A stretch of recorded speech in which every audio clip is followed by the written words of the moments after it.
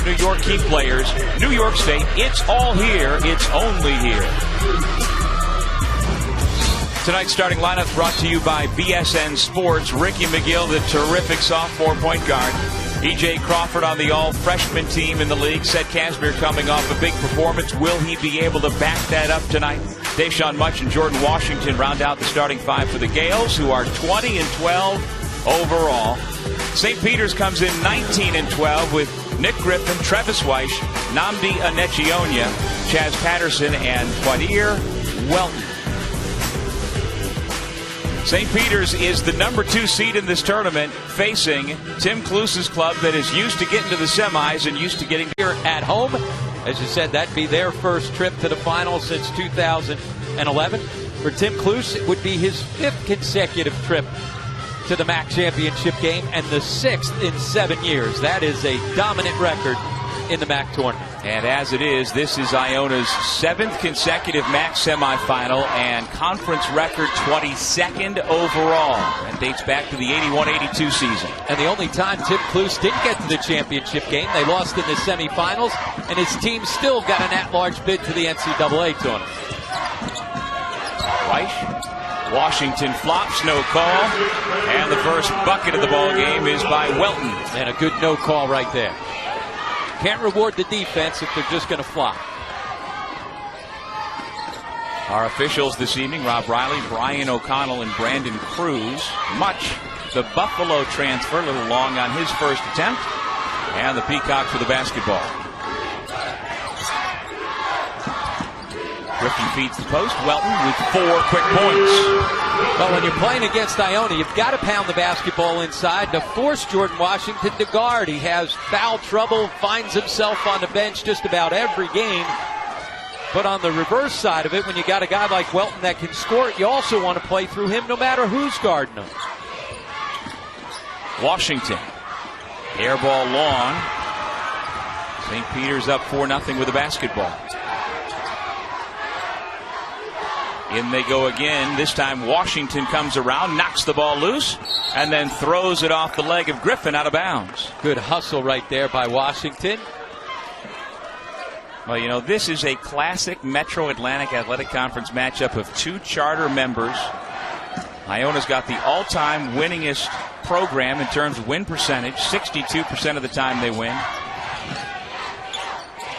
And, you know, back in the 80s, before the league really expanded as Casimir misfires, these were the 2 teams that helped to headline this league along with LaSalle.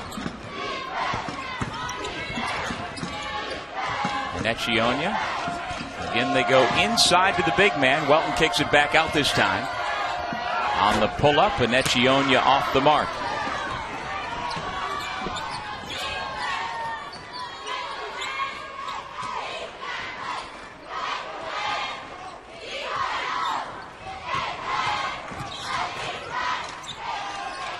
Clean look by Crawford, and the Gales are on the board. It all starts with dribble penetration into the lane. What the Gales do is they spread you out, and if you don't keep guys in front of you and keep them out the lane, then your defense gets sucked in. That's when they hit so many of those open threes.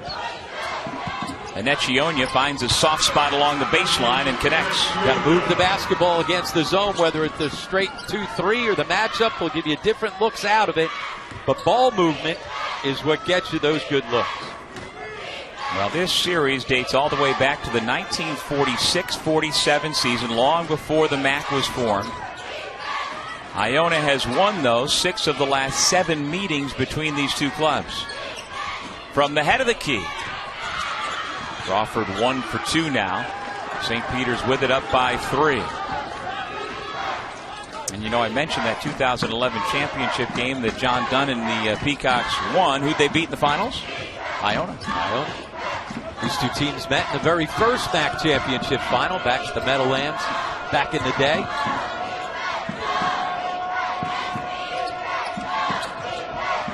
Who's tournament MVP that year? Have you got that in front of you? I know you're fishing through the record book.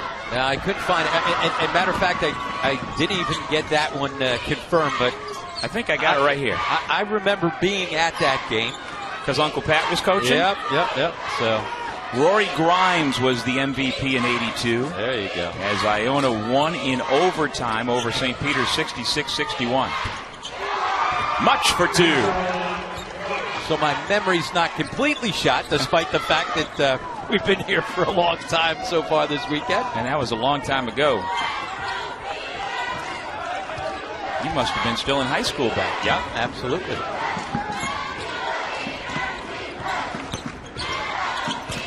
Welton to the left hand. That's a nifty looking shot. Yeah, usually he's just straight post-ups with his back to the basket, which shows you he can put it to the floor as well.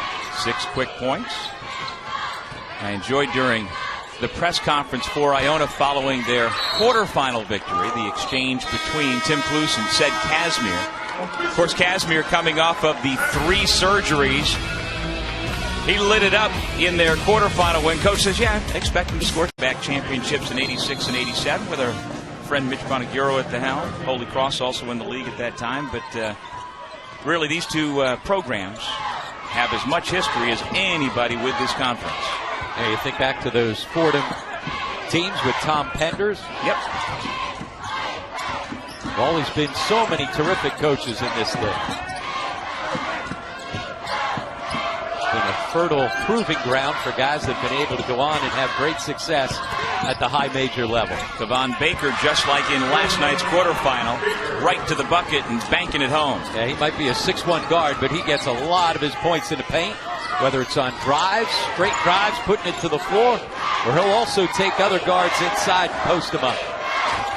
Jordan Washington draws contact. Remember, Army used to be in this league as well, and I looked it up a couple of years ago. I was thinking, was Coach K still at Army when they were in the MAAC? And the answer is no. He had left for Duke before Army was in the MAAC. So he never coached in this conference, but there's another illustration of this cradle of coaches the conference has been. And none has done better than Iona. Of course, Jim Galvano on to North Carolina State. Your uncle Pat Kennedy went on to great things at Florida State and beyond. And well, I'll let you know better the list. You know all those guys going all the way back. Certainly Tim Welsh had great success as well at Providence and now with ESPN. Timmy won a couple of MAAC Coach of the Year awards before leaving for Providence. Kevin Willard did a good job of rebuilding the program and then has done well at Seton Hall. It's like the Pirates with another big win yesterday have certainly got themselves where they want to be come Selection Sunday. And you know what? This run of 8 straight 20-win seasons for Iona, the first one was under Coach Willard. Wow, that is a big rebound there by Deshaun Mush. Forget how long he is sometimes, right? He is explosive, long, and knockdown shots. Sam Cassell Jr. and John Sevier, their 2 fifth-year graduate transfers onto the floor. Didn't get much out of either yesterday, especially Sevier. His final stat line in the quarterfinal win almost made it like he wasn't out there. Speaking of Fordham, Sevier, the Fordham transfer. Alternate possession. It'll stay down at this end. And yet Tim Cluess is named to the list, and he is third all-time in MAAC history in terms of wins behind Joe Mihalik and Jimmy Patsos. So pretty good company that he keeps. Yep, Jim McDermott, former commissioner of the MAAC Conference, the top of that list. And then Jeff Rulin, the all-time great player and a terrific coach here at Iona as well. Took the Gales to 2 NCAA tournaments during his time.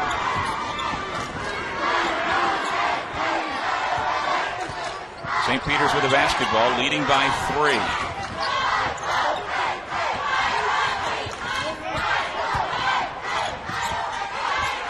Here's Baker. Nice job defensively to keep him in front by E.J. Crawford. Now with 5 to shoot. High ball screen. Portley in trouble. Sam Idowu just had to put it up. All he could catch was the glass, and so it's a shot clock violation. Gales that time in man-to-man defense and a good defensive possession. St. Peter's has been to the NCAA 3 times as representatives of the MAAC, the most recent by Coach Dunn's hand in 2011. They also went back in 91 and 95.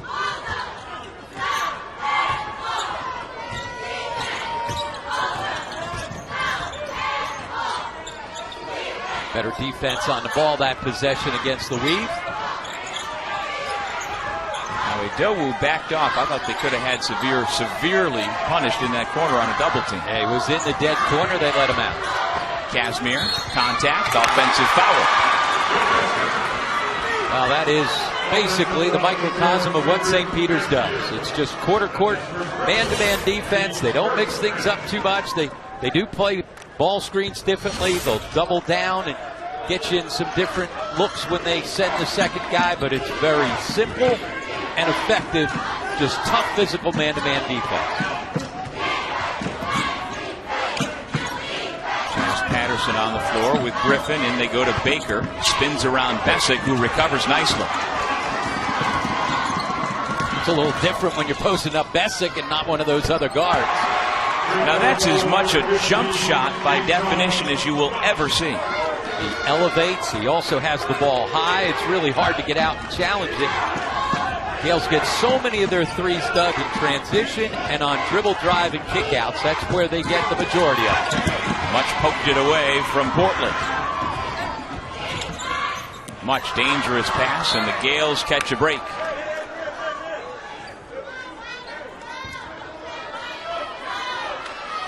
And I'm talking about all the history in the record books with these two programs. We said Iona has now reached the semifinals 7 times in a row. You know, the all-time league record is held by St. Peter's 8 times in a row back in the 80s, from 82 to 89. Iona has matched the Siena run from 97 to 03 that was guided by Paul Hewitt, Louis Orr, and Rob Lanier. 3 more points. John Dunn not happy with his defense. Much with 8 of the 13 for the Gales.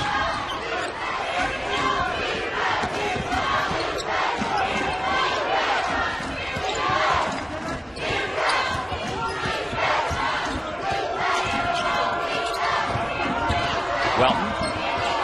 Bessick standing his ground. Great job defensively on the block.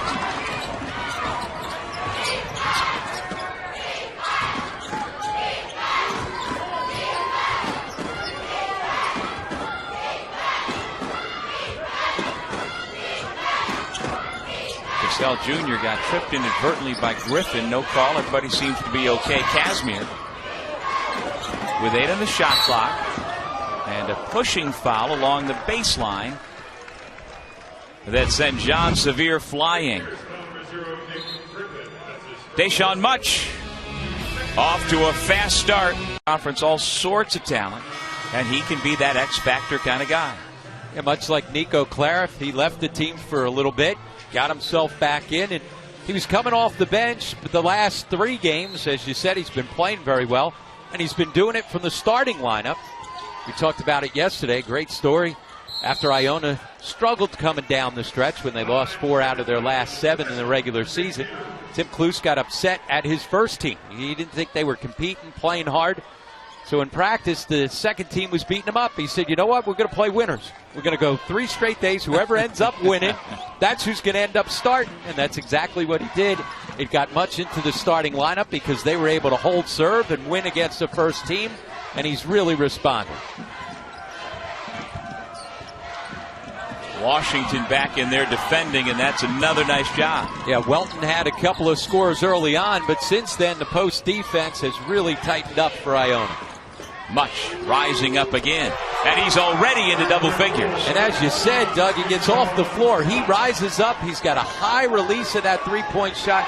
Really hard to go out and challenge it because it releases at such a high point. 11 points for the junior out of Gates Chili High School in Rochester, New York.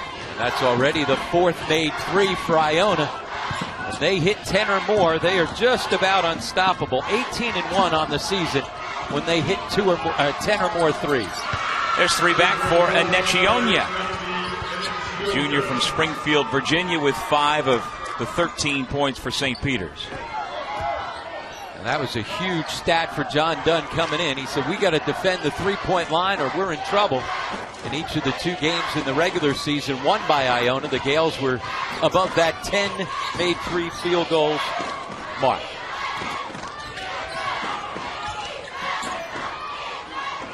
Washington, the quick release. First bucket for the senior out of Jamaica, Queens. A unanimous member of the 2017 first team all-conference here in the MAAC. Nick Griffin. Boy, he has a pretty stroke. Third best in the league in accuracy, and he buries his first attempt tonight. Yeah, and he's the one guy that can get it off quickly. Saw him run off the down screen right into it. He comes out of the AAU program, Team Takeover. And they have produced a lot of talent. He started his college career, George Washington, before transferring to St. Peter's. There's Casimir.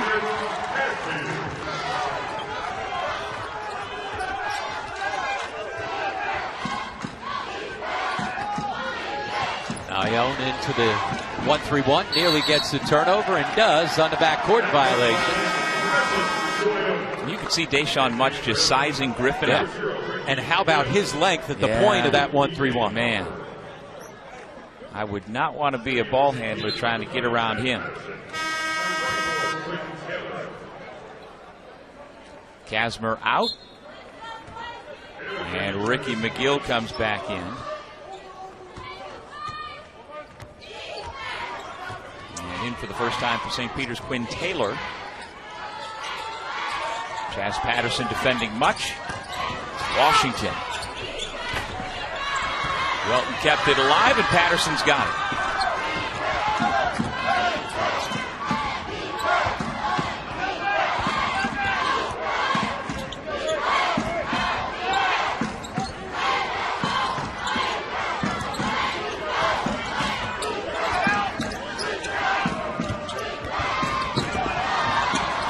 Washington goes to the floor and comes up with a steal. How about the quickness to get around on that post up and poke it away?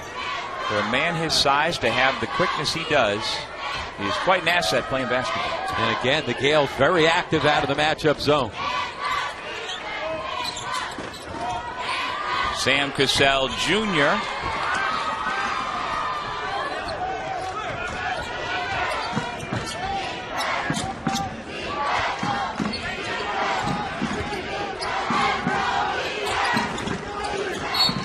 Welton draws the bump on Washington, who's called for the foul. And that's where he got just a little lazy. You saw the great effort on the last defensive possession, but that time a little lazy, picks up the foul.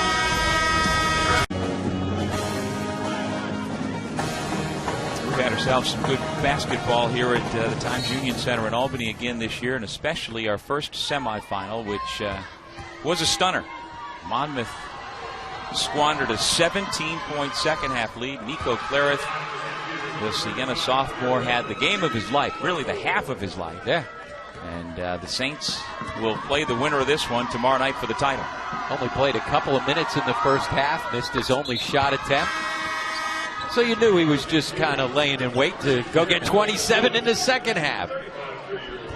You know, he has, as a lot of great players do, play with supreme confidence, and you always got to feel like the next shot's going to fall. But I wonder if, put a gun to his head, did he think he was capable of doing something like that tonight, especially on a bulky ankle? Well, I think he thought he was capable of it. I'm not sure anybody else did, And certainly nothing in the first 20 minutes would have led you to believe that that was going to happen. Well, he only played 3 minutes in the first half. Washington nearly got away with one. It's when he's got the first foul where he's just got to play smart, play within himself, and not pick up that second because it gets him right to the bench. Patterson, nice looking rotation on that release. Taylor steals the rebound and then gets fouled by McGill.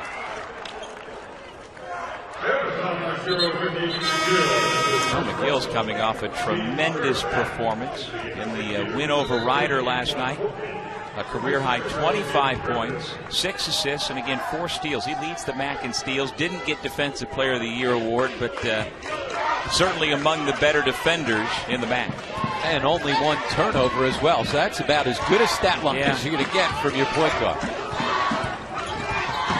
Weiss's pass kicked by Cassell Jr.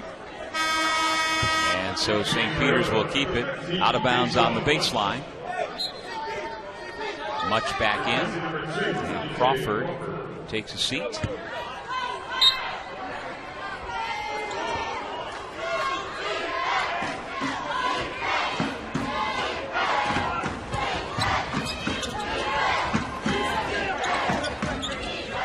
Sam Idowu down in the block, trying to now set the ball screen. Back to Idowu. That's the second time it seems like here this weekend for a very good three-point shooter where he's had a really ugly looking shot. Yeah, there was a lot of air under that one.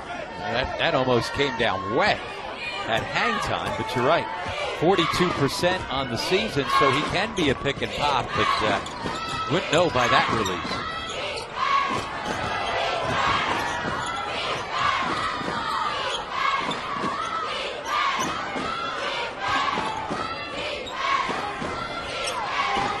Washington posting up, but Deshaun Much, who has been hot, a little too much perhaps on that one.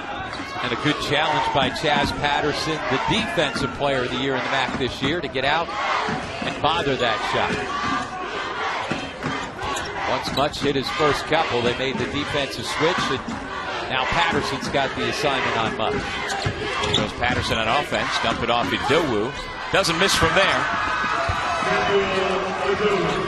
Well, I liked your rationale that you mentioned a couple of times, Rob, on the air about why you thought Chaz Patterson should have been, as he was, the MAAC Defensive Player of the Year, because he's the best defender on the best defensive team in the league. And he's also so versatile defensively, can guard anybody 1 through 4. Yeah. And whoever gets hot, that's who John Dunn then takes him and tries to put him on so that he doesn't stay hot. And he does a lot of other things, too. A lot of little things on the offensive end. Nice dribble penetration and then the bounce pass to find Idowu.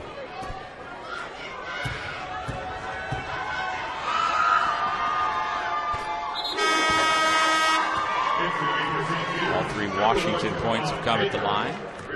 Baker back. Taylor out. And in the 2 games against Iona, Washington's played all right. He's had double-figure scoring games in both games, but he hasn't gone wild against them. Had just 15 last time out and 11 way back in December. You know, when you're getting ready to do the game, you always go and see how the teams matched up in their 2 games. But these 2 teams met once back on December 2nd. That's like 2 years ago, so who cares? You know, then their second matchup was way back at the end of January. So these teams are in different spots than they were when they met the 2 times in the regular season.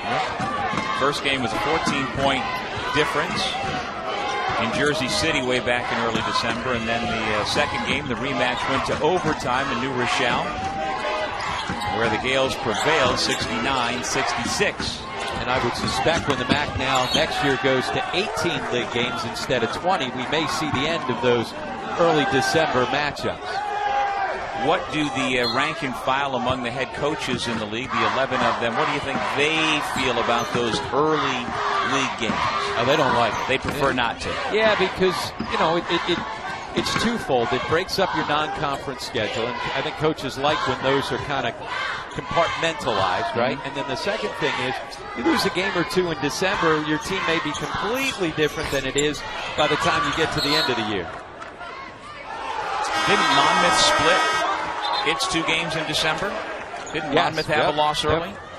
And then their other loss was to these Peacocks on January 2nd until losing to Siena tonight. Yeah, they got themselves in a 3-game losing streak. Started with the loss down at the Dean Dome and then lost back-to-back games to start things off in December to their 2 New Jersey rivals in Ryder and St. Peter. It's got sideways early on at the start of the league slate. Under 4 minutes remaining in the first half. Iona sitting on a 2-point lead. Much wrap around. Bessick got hammered by Baker. Those long arms allowed him to wrap all the way around the defender. Gales by 2 over the Peacocks. Back to the Times Union Center right after this. Here on the men's side of the joint tournament. This is the second men's semifinal. Iona and St. Peter's playing for the right to face Siena.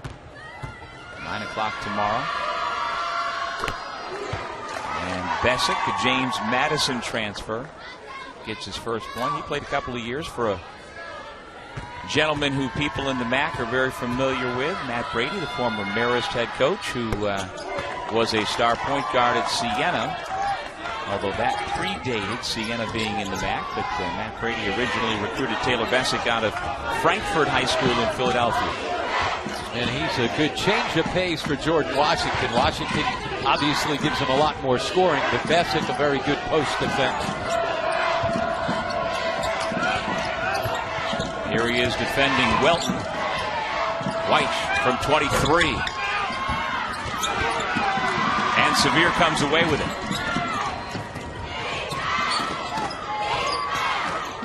Casimir, step back three. Rebound Baker.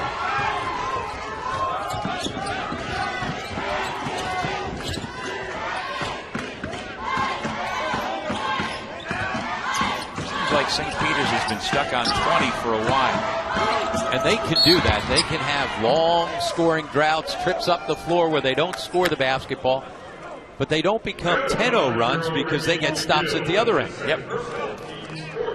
And certainly so far, pace a big plus so far for St. Peter's. They'll certainly play this game in the 50s, 40s, 30s. They don't care. Yeah. Talking to Tim Cluse earlier, though, he said one of the keys for us is to be patient. We can't overforce pace. We've got to be efficient and effective in what we're doing. Yeah, we want to get up and down and certainly take advantage of opportunities out on the break, but we got to be patient to find those opportunities. And that, to me, Rob, sounds like that can be a difficult balance to find. And sometimes when you want to force pace, you try to pick up the defense, pressure up, and asked Tim about that. And he said the problem with St. Peter's, they don't bite into that. Even if you come and you pressure, they get the basketball back up. They're patient enough to reset, go ahead and run through their offense. So he said, that's not the strength of our team. Yeah. And I also don't think it works against St. Peter's because you really can't speed them up. The lane violation against Deshaun Much allows Welton to take the free throw again, and it costs Iona a point. And you never know when those extra points are going to come back to haunt you. Think about our first semifinal game, and there was a technical foul to Josh James that didn't seem like that big a deal at the time, but the Hawks were going to be up by 6 instead. It slowed things down. They knocked down both technical foul shots, cut the lead back down to 4, and then Siena made a run from there. Iona remains stone cold from the floor. Portley to Welton. Bessick blocked it. Baker sneaks in for the ball. Nice pass. How about that? Wow. That's a little inversion. The assist from your center to your point guard. But, John Dunn has told both of us throughout the year that Welton has evolved into a very good passer out of the post, and we just saw it right there. And when you become a good scorer in the post, you're going to get double teams, and so you've got to expand your game. He was able to do that. Baker with another rebound. And those two guys, Trevi Weiss as well as Welton, work on their game as much as anybody. Their off-season routine, they're always in the gym, and those two guys were under-recruited coming out of high school. Everybody looked at their games and focused in on some of the things that they couldn't do. All those guys have done is won more games in the MAAC than any other senior class in St. Peter's history. And there you saw it. Welton with the offensive rebound off the Weiss penetration. Yeah, this senior class of Weiss, Welton, and Patterson is as accomplished as most any in St. Peter's history. The one thing lacking is a MAAC championship. Yeah, they've won 44 games in the MAAC. Now, it's a little deceptive because you play more games than those real good St. Peter's teams in the early going into MAAC. With 5 on the shot clock, we've got a foul on the entry pass. Here's Welton feeling the double team. Nice wraparound to go find Trevi Weiss, and then Trevi Weiss on the nice drive. And there's the hustle, the effort from the big guy, Quadir Welton. And that's what both those guys do. They just outwork people. Welton, a 6'8 senior from Philadelphia. Weiss, a 6'1 senior from Neptune, New Jersey. That foul was on Baker, his second. Neither team in the bonus.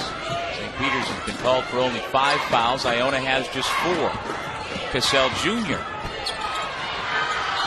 And there's Much with a foul. So the thing that impresses me as much as anything about Travis White is that he always seems to be under control. And when everybody else, the other 9 people on the floor may be going 100 miles an hour, he seems to be going 30 miles an hour and making good decisions. And with that, he leads the league in assist-to-turnover ratio. Yeah, and he's always on balance and always seems to have 2 feet on the floor. Gets into the lane, he probes, doesn't leave his feet, doesn't make many bad decisions. He's got the basketball with 10 on the shot clock.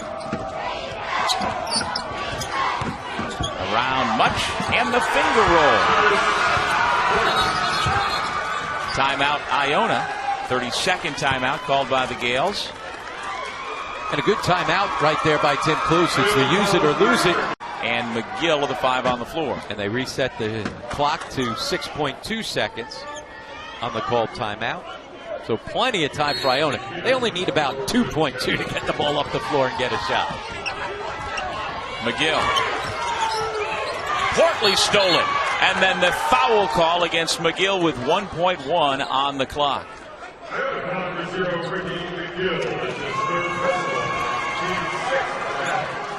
6th team foul on McGill.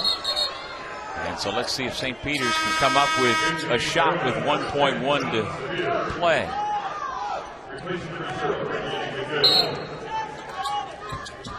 Patterson. Welton turns, shoots. Trying to do his own mini version of Christian Laettner there. It is hard to believe that an Iona team averaging over 80 points per game could go the final 9 minutes or so of the half without. Hoping that it's not that pattern, but the pattern they had just before that started. That's when they won 6 in a row. Yep. Well, if they could win 6 games in a row coming off of this win one, lose one, they'll go on to the Sweet 16. There you go. Sign them up. St. Peter's with the basketball to begin the second half. White, Griffin, Anecchionia, Patterson, and Welton. Nnamdi Anecchionia. Well, good action there, good execution in their half-court set, and Anecchionia, good three-point shooter, so when he ball fakes and shows you the basketball, you got to get out and challenge. John Sevier gets the start in the second half for Iona, as does Sam Cassell Jr. Out there with Deshaun Much, who feeds Jordan Washington and spins right around Welton, but a travel is called. Well, let's see if Iona tries to pick up with a little full-court pressure to force some pace. And indeed they do. I think that's a good idea. This game is just a little bit too slow for Iona's liking right now. Ooh, close to a backcourt. Much deflected that out of bounds. St. Peter's will keep. Also Cedric Casimir starting again for Iona here in the second half. He had a quiet first half, only a couple of points. And Ricky McGill coming off the bench, presumably, because he's not in the starting lineup. Yeah, this is a guy who averages the most minutes on the season for the team, coming off a 25-point performance. Welton off a terrific feed. He's now got 14. How many times do you think in the 4 years they've played together somebody's called Weiss to Welton? Weiss is top 5 all-time in career assists at St. Peter's, and a good number of them have gone to his running mate, Mr. Welton. Washington is fouled by Welton, and Iona still can't buy a bucket. Coming off the handoff becomes a pick and roll as Jordan Washington goes to challenge. There's nobody there to pick up Quadir Welton.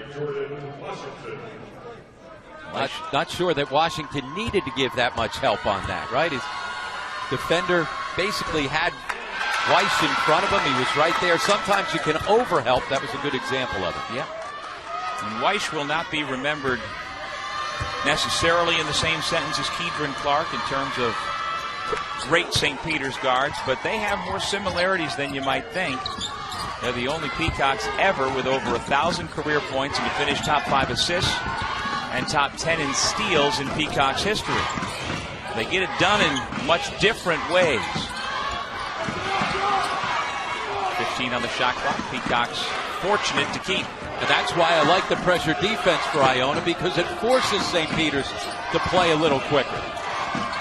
White this time calls his own number. But after you get out of the pressure defense, then you got to guard for the possession in the man or zone, doesn't matter, in the quarter court once you get back there.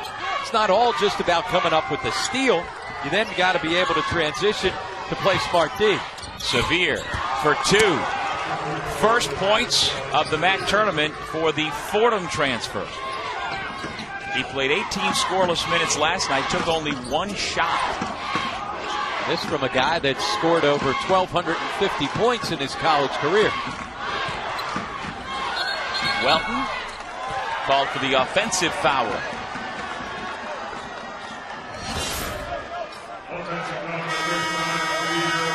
A nice job. You talked about it, how he always stays under control. Trevi Weiss gets himself into the lane, and there's a tough, deep, guarded, challenged 2-point shot. But Iona has not been able to find many good looks in the last 10 minutes of play. Yeah, that's their only field goal during that stretch you speak of. Then they go to Washington. Money in the bank for number 23. And their first points in the paint of the ball game. They got to keep force feeding. They got to figure out a way to get Jordan Washington more involved. Off the turnover. McGill back into the game. Cassell called for the ball, got it, and buried the triple. Now, much like they did in the first half, not only forcing turnovers, but turning them into points at the other end. And so now Sevier and Cassell, who came off the bench in the first half, start the second half, have each come up with their first points tonight. Welton. Cassell Jr. off to McGill, up to Sevier for 3, and the Gales are getting going. And John Dunn needs to call a timeout, because the Gales, just like that, changed the pace of the game and have changed the score. Tim Cluse to pick up in full court pressure and try and create a little more pace to the ball game. His team has responded. Remember, this is a St. Peter's team that does not turn the basketball over. Top 25 in the country at less than 11 turnovers per game. But they have kicked it around here tonight. St. Peter's leads the MAAC in a number of categories. Points allowed, field goal percentage defense, 3-point field goal percentage, turnover margin, and defensive rebounds. At the offensive end, Griffin misfires. Washington gives chase, and it's McGill who comes away with it, giving it back to the big fella. Well, their defense is what has created the pace for them on the offensive end.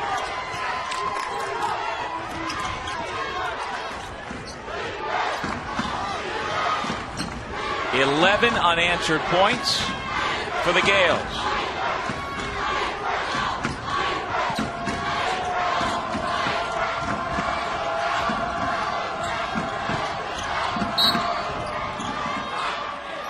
Sevier gets called for the foul. And that takes us to our first media timeout of the second half. How will the St. Peter's Peacocks adjust? Now down 3. These teams have made the trip upstate. For St. Peter's coming from Jersey City, New Jersey, and for Iona making the drive up from New Rochelle, New York.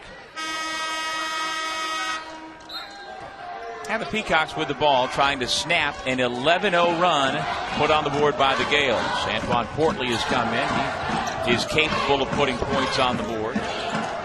Kevon Baker now with it. And the former Houston Cougar, left alone, thinks about it. Washington begged him to shoot it. He did misfire. He's begging him to shoot it.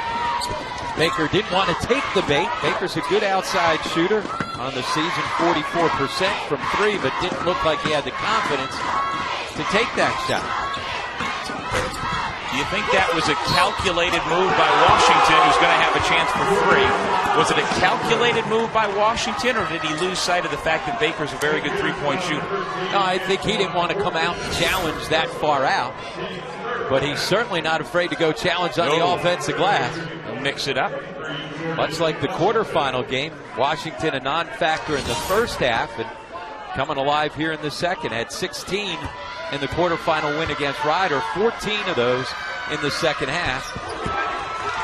Here tonight, Robbie had no field goals in the first half and now 13 total points very early on here in the second. Washington is 4th in the MAAC in points per game, 5th in rebounds per game, and he draws the charge. Well, that was the I Love New York key matchup we talked about off the top. Welton and Washington going head-to-head. Welton has just picked up his 3rd personal foul, and this matchup again may wind up ultimately dictating the winner of this semifinal. And Welton's the guy that was winning that matchup early in the game. Certainly in the first half, he completely outplayed him. But in the second half, Jordan Washington has changed that script. No doubt. And so Quadir Welton takes a seat with 3 personals. Sam Idowu has come in, and immediately the Gales get a layup. And they're just playing through the big guy. Ricky McGill's first bucket makes it 40 throughout the game. Right. Someone like me is always quick with 5 minutes to go. Hey, you're up 14. Why don't you start resting, guys? I do get that. I understand, because it's a zero-sum industry, and no matter how good a job Tim Kluse has done today and throughout the season, and no matter how good a job John Dunn has done this year and throughout the season, the reality is one of them is going to be labeled a loser tonight as the result of their night's work. Samuel Idowu snaps that long run and gets St. Peter's back on the board. And gets Jordan Washington tagged with another foul here late as well. Again, Washington comes and challenges and gets late for the second challenge. Both times he's overhelped on Trevi Weiss a little bit.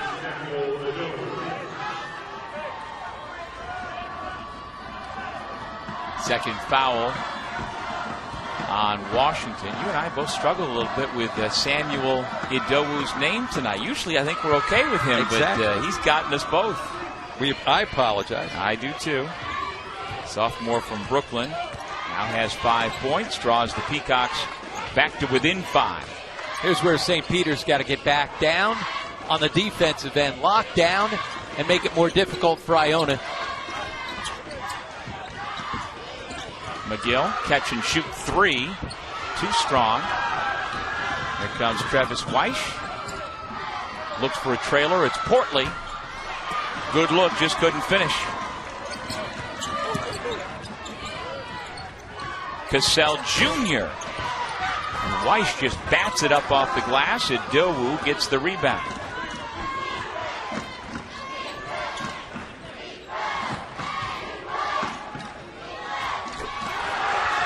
Three-point bucket, and here come the Peacocks.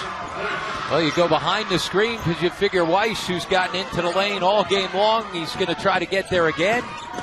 Instead, able to tee it up. He had plenty of time to eye that 3. Washington draws the contact, and Idowu gets the foul. Well, he had his hands straight up, but he was walking in and underneath them, and because he was walking in, that's where the contact was created. Good call.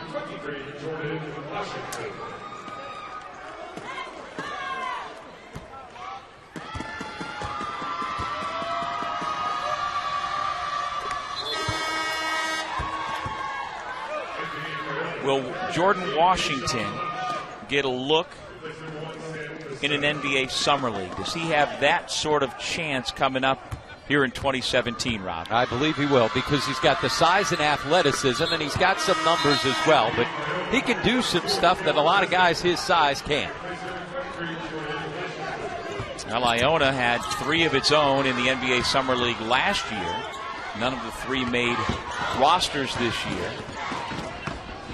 2 are overseas, and David Lowry playing in the D-League. Iona's most recent NBA player, Scott Machado, the brilliant point guard who led the nation in assists per game for Iona. He was some of the talent, just one of the talented players who Tim Kluse inherited when he took over after Coach Willard left for Seton Hall. Yeah, he inherited him at Iona, but he was also his high school coach early on in his career out at St. Mary's. So he just kind of got him back, I guess. A lot of contact on that sequence. We get the foul off the ball against Much. And that was a match made in heaven in terms of styles with Kluse and Machado. No question about that. Machado finished up his high school career at St. Benedict's, played for Dan Hurley, coach at URI. How about that win last night for Rhode Island? Wow. Keep their at-large hopes alive. Block shot at the buzzer to force overtime, and then they made good on the extra opportunity, beating Davidson in a game that they had to have. Foul on White. Well, it is Champ Week. There was a thriller today in the Patriot League in the semis. Boston University and Lehigh went to double overtime, and Lehigh wound up winning that game. It's a fun time of year. Yeah, see Kempton with a couple of big finishes late. He was blocking shots all over the place. One of those active 2,000-point scorers in the country that a lot of people don't know about. They know his dad, Tim Kempton, but his son, a pretty darn good player in his own right. John Sevier, all 8 of his points have come since the break, making his coach look smart for putting him back into the starting lineup.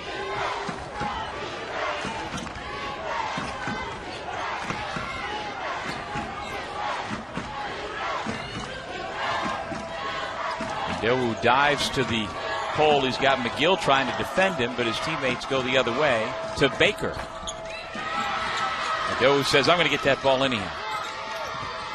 Portley, good ball fake. Patterson again keeps the ball alive for St. Peter's.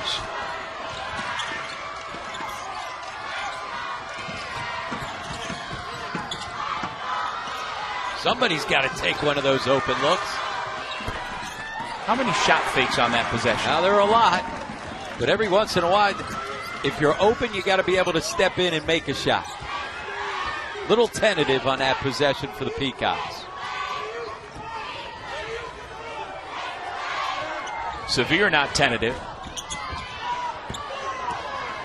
That was not a good shot. Step back 2. Baker just soars for the rebound. Wow. He's 6'1". Bessick is 6'9". And Bessick never had a chance. We'll step away with... It's interesting. I would suspect that there's not a whole lot of conferences across the country that haven't had their number 1 seed win a championship since back in 2010. Yeah, I wonder. I'd be curious to see that data. And, you know, in the big conferences, if, you know, a team in the ACC doesn't win after winning the regular season title, who cares? You know, so they fall from the 1 line to the 2 line. Where in leagues like this one, it means everything. Idowu with 7.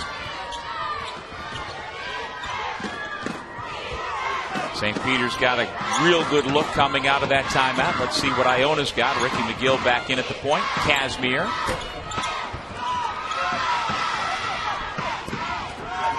I find it interesting, Coach Dunn saying, we want to play with pace, we just don't need to shoot it so fast.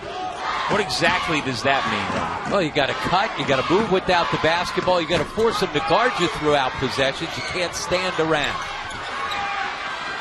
Peacocks just keep working the offensive glass, and they continue to extend possessions. Griffin was open, and they missed him. In spite of all that hard work on the offensive glass, only 6 second chance points for St. Peter's.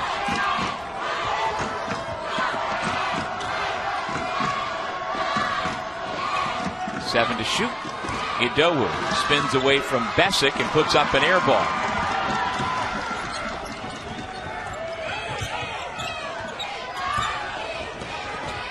Much rising up. Way off the mark. He had a quick start to the game. Haven't heard much from him since. No pun intended. Another turnover for St. Peter's, 13. They've turned into 18-2 advantage in points off turnovers. That's the whole ball game right there. This is a St. Peter's team, Doug, that usually doesn't beat themselves. We've said it before. They're in the top 25 in the country, and fewest turnovers per game, averaging less than 11. Yep. Not tonight. 3 to shoot, so Sevier has to chuck it.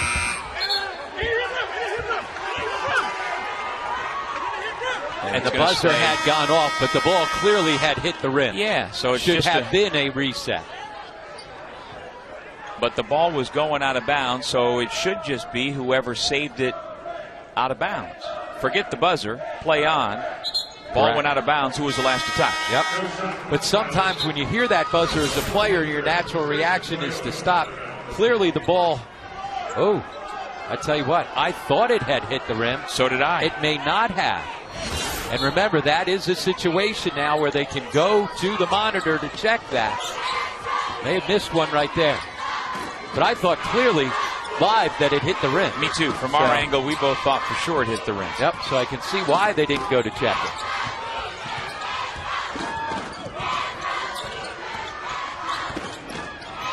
Washington draws the double team.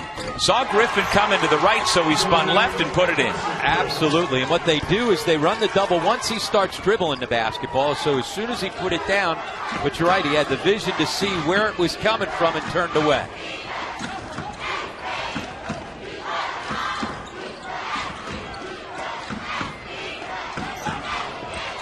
White met at the rim, and Sevier gets the foul. Well, Jordan Washington was quiet in the first half, but he has woken up here in the second half.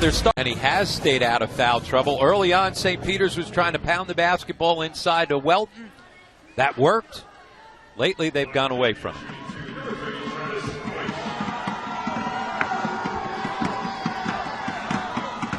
Well, our esteemed statistician Dave Freeman pointed out to me while I was talking about Mr. Weish and Mr. Clark, they both wear the uniform number 3. And I'm just not a uniform number guy. I don't remember that sort of stuff. Dave is a proud St. Peter's alumnus, so that stuff is seared somewhere in his brain.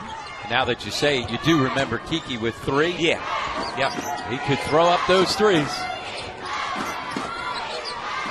But yeah, and that's surprising because, you know, if you think about a number that should be retired for St. Peter's, Kiki Clark's got to be at the top of that list. You think? 3,000 career points. McGill hits the triple. Well, good extra pass by Sevier to find McGill in the corner. That's what's so hard about Iona. They could stretch you out with so many guys from beyond the three-point line. They've got 3 of the top 5 in the league in three-point field goal percentage. White. A 2 for number 3. 11 points, matching his season average. And it draws the Peacocks back within 6.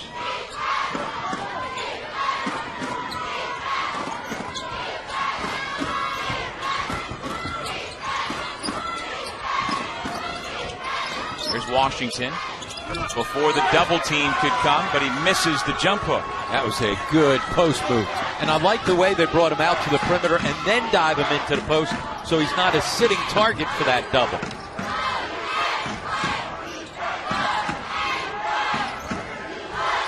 Welton gives it back to Baker. Had it poked away. Welton picks up the free ball and lays it in. Now here's where St. Peter's, if they can put together a string of a couple of stops, can get themselves right back in. They're back in already, only trailing by 4. Washington.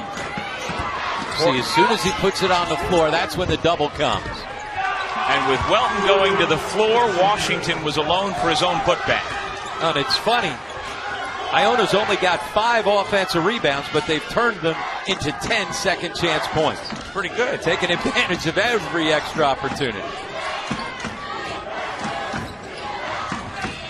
Good hands by Welton. Yeah, tough pass by Griffin in between 2 of his teammates. And they need him to make some threes. Griffin's their best three-point shooter, and he really hasn't gotten on track in either game. here in Albany. No, only 3 points tonight on 1 triple. He's third in the conference at 44%. Cassell, good-looking shot for the foul line area. And he got the good shot because he moved without the basketball. Iona got all spread out. They spread the defense with him. Wide open at the high post. Made himself available and was shot ready. Just over 5 minutes to go. Siena awaits the winner in the MAAC title game. Costly turnover again for St. Peter's.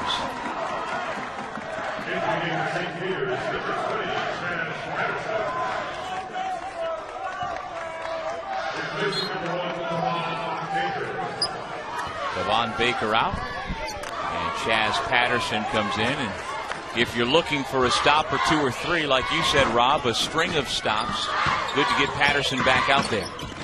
The defensive player of the year in the MAAC.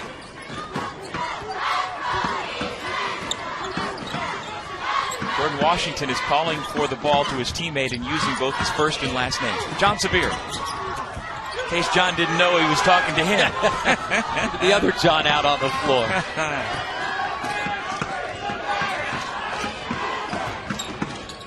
Tough pass at another Peacocks turnover.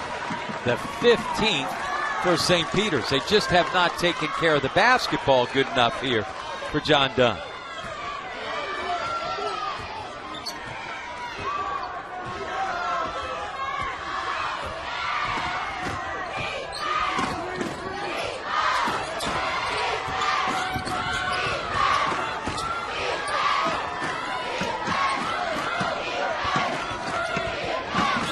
Looking to go one-on-one against Griffin.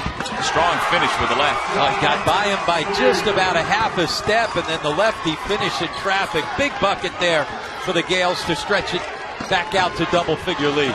Grad student out of Christ the King High School now with 10 points. Griffin, no. Welton able to track it down. This is St. Peter's team that's not built to come back from big deficits. They kind of grind it out offensively. They've got to find a way to get something going if they're going to cut into this lead.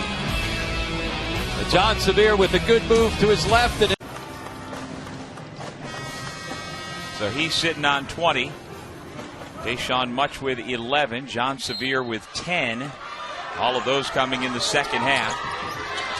Welton has 16 to lead the Peacocks. Weish with 13.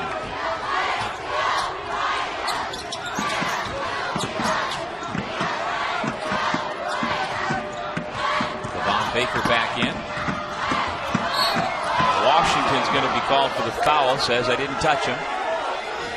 But you'd expect for him to say that.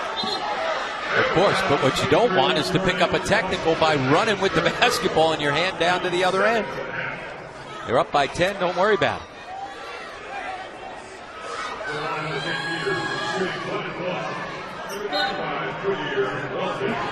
In our first semifinal, we saw a technical foul called against Monmouth that turned out to be very costly. Absolutely. No technical here, though. Just the personal foul that sends Welton to the free throw line. And on Mr. Washington, that is his third personal. 18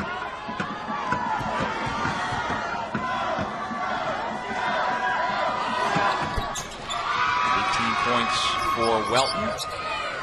And if you're wondering, also Ricky McGill and Deshaun Much applying with 3 fouls. For St. Peter's, only Welton has 3. Nobody worse off than that on either side.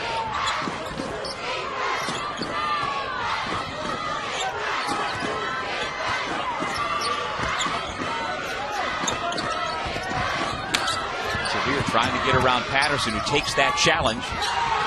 Forced a tough shot. The Peacocks have it back. That's what they need to do. They've got to come up with stops. White creates some space and then missed the easy shot. McGill sees that it's a lot of white jerseys in front of him. Knows they're up by 8. And he turns around and says, let's work a little clock and get a good shot. That was a missed opportunity there for St. Peter's.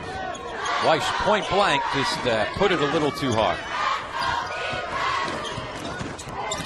Sevier is going to be called for the grab on the arm of Welton after Welton stole the ball from him. Yeah, that was a good call. Clearly, Sevier Grabbed the hold once. Quadir Welton, the big guy, jumps the screen, sees an opportunity right there. And Sevier got the basketball away from him. That's a terrific call. Third foul on Sevier. And so he'll take a seat, catch his breath. Looks like he's holding that left hand or thumb a little bit.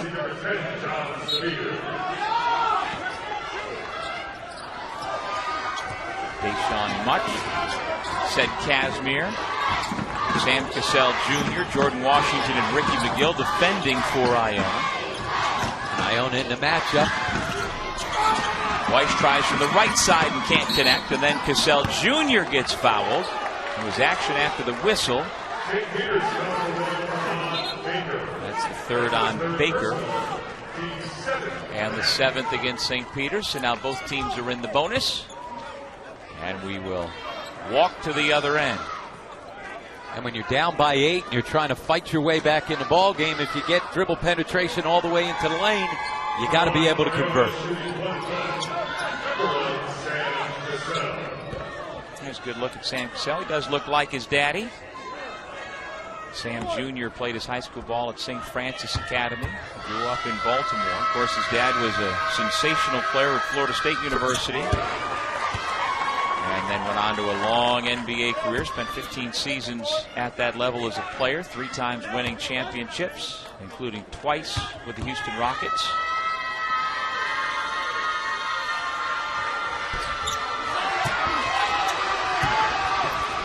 Now St. Peter's can't be as patient offensively. On cue, Baker put it up. And St. Peter's has gone cold here in the last few minutes. Looked like Weiss might have almost been trying to give up the foul. Don't think he was, but the whistle finally comes. It's Patterson who gets called for it. And so another 1-and-1. It'll send said Casimir. I mentioned in the first half during last night's press conference for Iona, Tim Cluse was asked if he was concerned about said Casimir coming back and playing 24 hours later, and the toll that it's taken on his body with those 3 surgeries. And they both joked that it's going to be no problem. Said guaranteed he's going to be fine, and so the coach was quite confident that his redshirt sophomore was going to come up with another big performance. Well, he's been able to play the minutes, but so far only 3 points. That's kind of the way his year has gone. But it's always a good sign to be able to see him out there playing. Now Casimir goes out. He's actually holding his left hip. Yep. Oh, that's too bad. And again, the back-to-back game's got to be hard on his body. But you want him in late in the game because such a good foul shooter, 93% on the season, but he might be done for the night. Portley high off the window for his first 2. And the quick timeout call. Well, while we've got a moment, I know for Rob Kennedy, I'd like to... 152 Iona. The Gales are a minute 50 away from getting back to the MAAC championship game for a 5th consecutive year. And as we said, that would be 6 out of 7 in the Tim Cluse era. In any league, if you get to the championship game 6 out of 7 times, that is a dominant stretch. 22 for Washington. And no doubt about that, Rob. And in the 4 previous finals, Coach Cluse and his Gales are 2-2. Portley. That's 5 points for Portley. But back to the other end, Ricky McGill lays it in. And also a lot of credit to Pat Lyons, who was the Iona AD, who lost Kevin Willard to to Seton Hall, and then had to find a coach. Tim Cluse, a guy who had success high school, junior college, Division II level. A lot of times ADs won't take a chance on a guy like that. Right. They want a guy with Division I experience. Pat Lyons stepped up. Choices with Washington, but a little up and under to finish through traffic. Jordan Washington with a big second half to key a big second half for the Gales. Iona foul. Much picks up his 4th. And that's about as bad a play as you could possibly have. For sure. If you're Iona.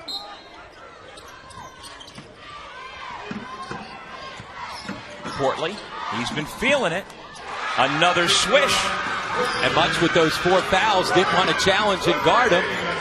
We're down to 5 points here. Cassell fouled by Patterson. That's the 9th team foul against the Peacocks, so just a 1-1 coming up for Iona.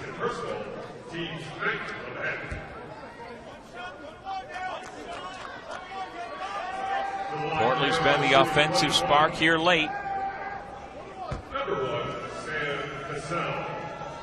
And now Cassell, 83% on the year. He is 1 of 2 from the line tonight. And he will now get the bonus. And Iona, a very good foul shooting team overall, 76%. Tops in the MAAC. It's always so important when you're trying to close out close ball games. 2 big free throws for Cassell Jr. Let's see if St. Peter's tries to go back to Portly. All 10 of his points have come in the last minute. Here's White. He nails the 3. And it's a 4-point game. Able to hide behind that high ball screen. Now you've got to give up the foul. Baker does just that, and Sevier will shoot 2. That's the 10th team foul against St. Peter's. I like the way St. Peter's go ahead and trap. See if you can't come up with the basket in the backcourt. A steal. Hiding behind the high ball screen. Trevi Weiss steps right into it. Even with Jordan Washington trying to get out there and challenge.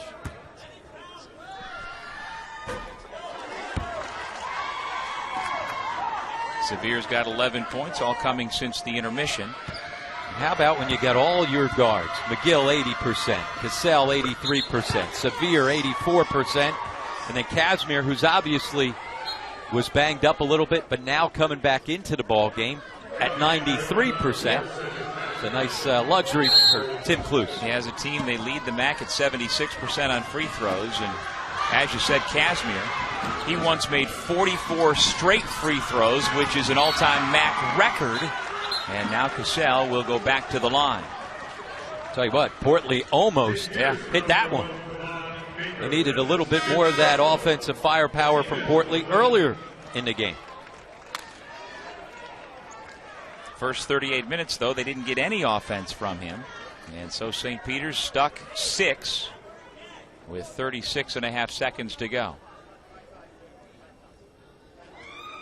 Into the game for St. Peter's, number 0, Nick Griffin, replacing number 1, Kevon Baker. Kevon Baker has fouled out, and so he is over to the bench. And Nick Griffin has taken his place. It's been a long and winding road for Kevon Baker.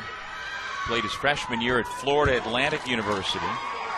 Then his sophomore year at Lee Junior College, just east of Houston. Then junior year, he played at the University of Houston before now playing his senior year at St. Peter's. Need a road map to keep track, but he is nearing the end of the line.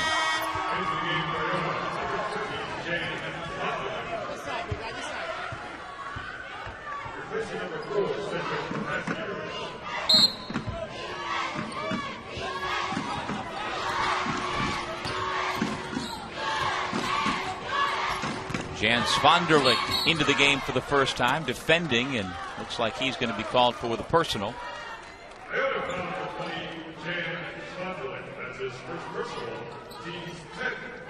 Shot clock is off with 29.3 remaining. White at the line, 78% of the year. Second team all MAAC this year. Made second team last year as a junior as well. Washington returns. Sponderlick out. If he hits this, we're back down to a 2-possession ball game, so still enough time. You got to come up with some steals though.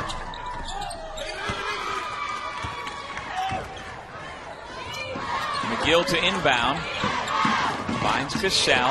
Back to McGill with all sorts of open floor. He's going to go in and lay it up. 73-65. Now that's the way you beat pressure. Portly misfires. McGill gets the rebound, and it looks like the Peacocks have called off the Wolves. Sam Cassell Jr. recognizes that, and in a nice move of sportsmanship will just dribble it out. Iona and Siena finish the regular season tied in third place. They're going to play tomorrow night for a spot in the NCAA tournament. And they split the 2 regular season meetings, and for the 5th consecutive year, Tim Cluse's team will play